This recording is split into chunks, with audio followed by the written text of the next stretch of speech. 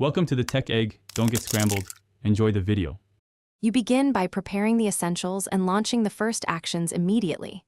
Power and network access must be verified, then elevate your permissions if needed. Once done, collect baseline data, uptime, recent error logs, and a configuration snapshot so you can compare later. Next, pick tools that match the problem: hardware monitors for physical issues, log analyzers for system errors, and packet captures for network faults. Start the simplest diagnostic that can reveal the fault quickly to avoid wasting time on complex traces. You now move into detailed execution. Perform targeted tests on CPU, memory, disk I/O, and network latency under both peak and idle conditions to capture realistic behavior. While those tests run, correlate logs across systems by matching timestamps and error codes so you see cause and effect.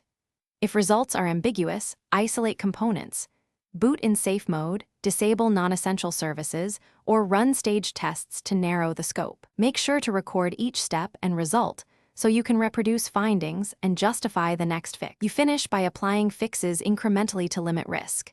Change one configuration, deploy a patch, or replace a component, then verify with regression tests and baseline comparisons to confirm resolution.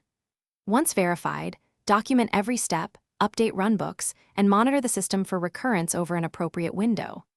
If things still fail, a key troubleshooting tip is to revert the last change and rerun the failed test immediately. This isolates the cause and prevents compounding errors while you reassess next steps. Thanks for watching. Consider subscribing if I helped unscramble your problems.